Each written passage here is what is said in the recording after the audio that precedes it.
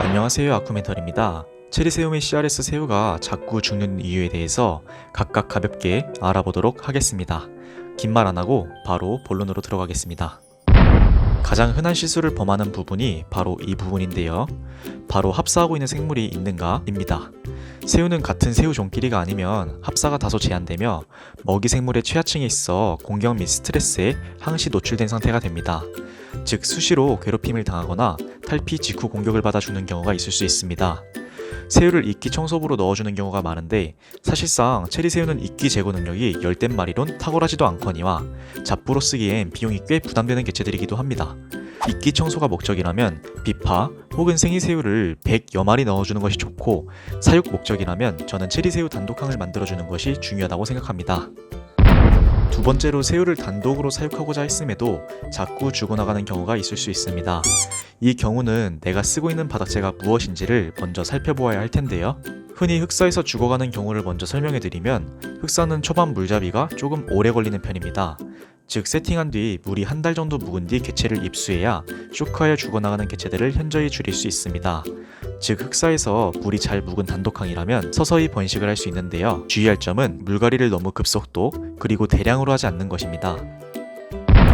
세 번째로 정말 많이 알아보고 소일항으로 세팅하였음에도 새우들이 자꾸 죽어나가는 경우가 있을 수 있습니다. 사실 이 경우는 아주 높은 확률로 pH가 너무 낮은 환경이 조성되었을 확률이 높습니다. 일례로 정말 유명하다는 아마조니아 소일을 깔고 pH를 측정해보면 체리새우가 버티기 힘들 정도로 낮은 pH로 버퍼되는 모습을 확인해볼 수 있습니다. 제 경우는 4.9까지 떨어져 매번 환수를 진행함에도 pH가 쉽사리 올라가지 않아 해당 수조는 pH 버퍼 능력이 빠질 때까지 기다려야 하는 경우가 있었습니다. 만일 pH를 측정해보았는데 약산성으로 너무 낮은 수치가 나온다면 이땐 수조를 리셋하거나 물갈이를 여러 번 반복하여 pH를 올려주면 이내 체리새우들이 살 수 있는 환경이 됩니다. 만일 pH가 잡히지 않는다면 체리새우 대신 CRS 새우와 같은 것을 키워보는 것도 좋은 방법이 될 수 있겠죠. 사실 CRS 새우가 죽는 이유는 정말 많지만 가장 많은 분이 실수하는 포인트가 바로 환수라고 볼 수 있습니다.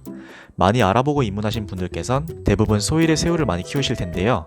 처음 입수하고 일주일 동안은 잘 살다가 갑자기 한 달 차부터 서서히 뒤집히는 경우가 있을 수 있습니다. 이 경우 100에 90은 대부분 잘못된 환수 방법으로 죽이시는 경우가 많습니다. 스펀지 와기를 많이 사용하실 텐데요.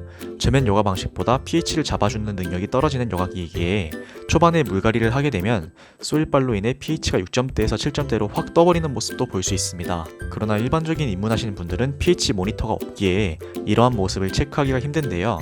새우들은 pH가 1 정도 스윙하게 되면 50% 이상의 큰 충격을 받고 서서히 폐사할 수 있습니다. 물론 곧장 폐사하는 것은 아니고 서서히 어두운 곳에 들어가 있다가 죽는 모습을 보이기 때문에 원인을 찾기가 더욱더 힘든 게 특징이죠. 정석적인 물갈이 방법을 간단하게 말씀드리면, 영상에 나오는 UP 보충수통을 하나 구매하여 물이 정말 천천히 똑똑 떨어지게 해주어야 pH 변동이 크게 생기지 않고 물을 갈아줄 수 있습니다. 사실상 물량이 20리터가 넘어감에도 개체수는 10마리밖에 되지 않는다, 그리고 나는 관리하기가 어렵다고 하시는 분들은 물 보충만 정말 똑똑 떨어지게 해주고 무한수로 키우는 것이 방법이 될 수 있습니다. 다만 폭번이나 건강하게 키우는 것은 분명 어려울 테지만 근근히 유지는 가능하답니다. 그리고 이러한 경우는 비교적 많지 않지만 생먹이를 주게 되는 경우 물깨짐으로 개체가 눕는 예도 있습니다. 실제로 동물성 사료나 뽕잎 혹은 시금치 등을 데쳐서 새우에게 주게 되는 경우 물이 급속도로 상하는 모습을 볼 수 있는데요. 이는 곧 물 비린내로 이어지고 개체들의 좋지 않은 수조 환경을 만들어줍니다. 시금치 등의 생먹이는 되도록 지양해주시는 것이 좋으며, 특히 개체들이 많지 않은 수조는 사실상 급여하지 않는 것이 제일 좋답니다. 새우 어항에 불필요한 첨가제를 많이 넣게 되는 경우 이 또한 새우를 폐사로 이끌 수 있습니다.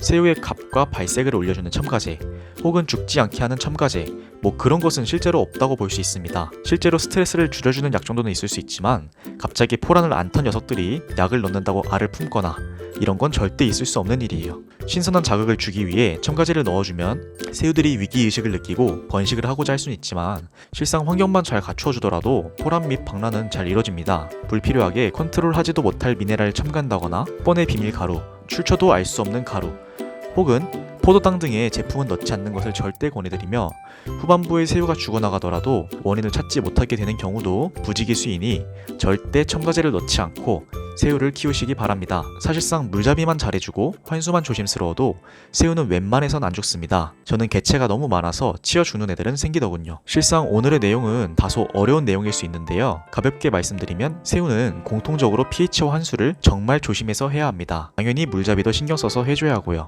그리고 흔히 인터넷에 떠돌아다니는 정보는 믿지 않는 것이 좋습니다. 저 또한 찌라시를 많이 믿고 진행했다가 많이 실패했었는데요.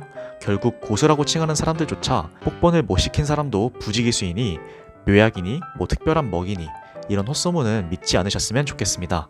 기본만 충실해도 절반 이상은 가니까요. 영상 시청해주셔서 감사합니다.